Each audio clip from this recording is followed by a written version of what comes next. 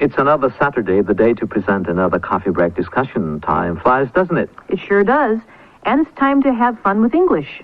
Fun? Well, it's certainly a lot of fun for us to talk in English because English is our mother tongue.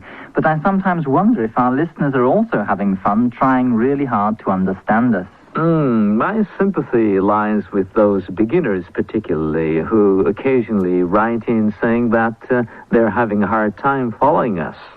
Well, but I'm sure it's a good exercise to improve their ability to listen to English when it's spoken at a natural speed. Right, and whether or not we're able to understand English depends on the subject matter.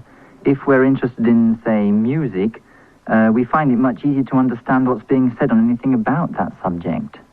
Well, I'm not sure how much interest our listeners have in today's subject, but it can be an absolute necessity to have some knowledge of it in our daily life. Yes, and necessity makes us alert and interested in the subject, which eventually helps us with the listening comprehension. Right, but what on earth are we going to talk about? In British English, lavatories. And in American English, bathrooms or restrooms. Actually, there are so many words for this subject that one problem is knowing which one to use. I guess it depends on who's talking and also who's listening. So, okay, let's find out more about the proper ways of using them in reference to various situations then. And, well, I once heard when I was in England that somebody talking about you or non-you in reference to these expressions. And, Tony, probably you can tell us a bit more about that. Right, okay, well, these are expressions that came into vogue especially after the publication of a book called Noblesse Oblige by Nancy Mitford. Her book contained a sort of description of the types of words used by different classes of people, social classes of people. And the classes, of course, were upper class and the non-upper class. That's you and non-you. I see. However, I have to stress that these terms are no longer valid, really, today, by and large. And a lot of the people that I know the phrases, but really don't pay much attention to the distinctions. So at one time, there was a you and non-you vocabulary for words like restrooms? Yes, that's right. So probably then people who come under the category of you were more likely to use one expression, lavatory, rather than another. Than another. I see. Yes, that's very interesting to note. Well, I don't know if this has very much to do with you or non-you, but in America, we tend to avoid using the expression toilet. And I think this word seems to be fairly in common use in Japan. Yes, it certainly is. Maybe from Japanese English? Because we don't pronounce it the way you pronounce it, and sometimes we use only the first half of the word, so we say toire. What about in England? Well, strangely enough, in England, though it's not terribly pleasing to the ear to describe it as a toilet all the time, I think that the term toilet is in fairly common use. And one of the reasons for this is perhaps that in certain cases, toilet is toilet and bathroom is bathroom, which makes it difficult to euphemize it as being bathroom. What I mean by this is that in many a house, you'll find that that there is a separate toilet for the guests. And it would sound strange to ask for the bathroom when it's plainly not a bathroom, it's only a toilet. And I have seen the sign, actually, reading public toilet more than once in London. So I have a feeling that the expression toilet is fairly in common use in England, but not in America, as we just mentioned. And at this point, then, let me suggest straightening out what has been talked about so that our listeners will know exactly how to refer to what we call in Japanese otearai in various social situations. Okay. Well, house, and you want to refer to it, I suggest using the word bathroom and not toilet.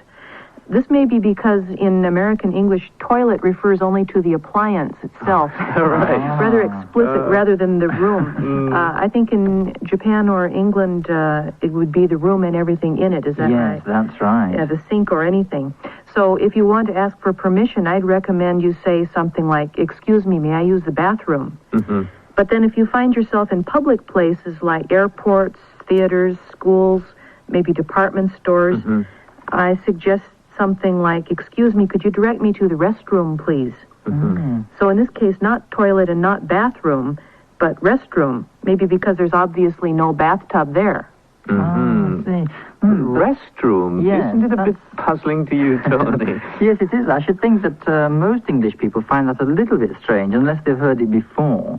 I should think that what's most likely to come to mind when you say restroom is literally a room which is designed for taking a rest.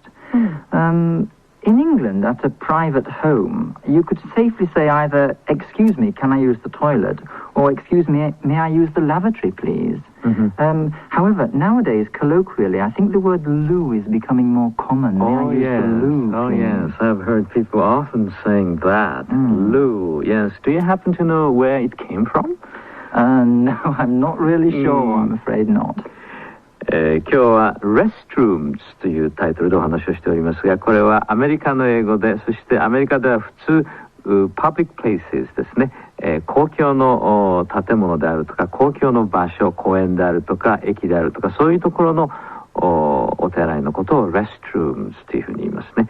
で、このことは文字通りには、休む部屋ということになりますから、こういったアメリカの表現にあまり慣れていないイギリスの人が聞きますと、時には少しは、混同することがあるかもしれませんが、これはあくまでもお手洗いということですね。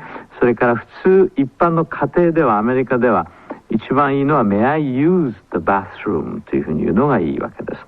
そして動詞は use であるということもしっかり覚えておいてください。それからイギリスでは会話では loo という言葉が最近よく聞かれますが、これは普通の家庭内の場合ですね。May I use the loo? L-O-O と通じますが、この言葉の語源ははっきりしておりません。それから、lavatories という言葉も使われます。これはイギリスの英語ですね。そして、アメリカではこの私たちは日本語で、トイレットという言葉の初めの方を取りまして、トイレというふうに使っておりますが、これは日本語としては、それでもいいわけですけれども、特にアメリカではトイレットという言葉は、避けた方がいいでしょうというのが、スーさんのお話だったわけですね。Well, Tony, what about in public places like theatres, tube stations and parks in England? One, for instance. Well, actually, I'd recommend that you say, like I was saying before, toilet or lavatory. We may sometimes hear people using the expression public conveniences, but I'm not so sure if that's really in common use in everyday conversation. We certainly see it on the signs, though, in the street. Well, that reminds me of an American equivalent that we sometimes see on signs, and that's comfort station. Comfort station. in reference to a public toilet, but that also sounds a little strange in everyday conversation. And another thing that I found myself rather frustrating in England is that some of the lavatories in public places, were pay lavatories, so to speak. And that was the first time in my life, and I realized that without small change, I was totally helpless. Well, not all restrooms have the pay toilets. And I think in a lot of places like airports where there may be pay toilets, in America, they usually have a few free toilets, too. But the pay ones are expected to be a little bit cleaner. Yes, that's right. And in England, in fact, where you'd expect the toilets to be cleaner, you often find that there's perhaps an attendant who sits near the door with a little dish on a little table, and you're expected to drop some small change into this dish when you leave. So that's why you have an expression, spend the penny, yes, which means to use the toilet. That's right, yes. That's very interesting. And because of the nature of the subject itself, either restrooms or lavatories, I would assume that it is regarded as good manners to euphemize some of those expressions. And I wonder what some of the most common ones are. Well, there are quite a few words we use that are slang. Those really wouldn't be euphemisms, but some of the common euphemisms might be, may I wash my hands? Or women might say, I'd like to powder my nose. Some people say, I'd like to freshen up. And of course, that would include combing your hair and all sorts of things like that. Yes. In England, I think that nowadays people are tending to borrow the American phrase bathroom. But as I said before, we hear the expression loo very frequently used in daily conversation, and it's not at all offensive. But as I said before, I really don't know where the word comes from. And I have heard some of the men in England saying something like, where is the gents? And are you familiar with this expression? Oh, yes, that's okay. What does it mean, gents? Well, gents is gentlemen. It means the gentleman's toilet. Yes. So we can say, where's the gents or where's the ladies? These are often the signs you see in the stores, for example. I see. The men's room or the ladies' room. Yes, sometimes right. To further euphemize it, people say the little girl's room or the little boy's room. Or sometimes I hear people saying, where is a place for men in this building? Or something like that. Or another, I have to use the facilities. Yes.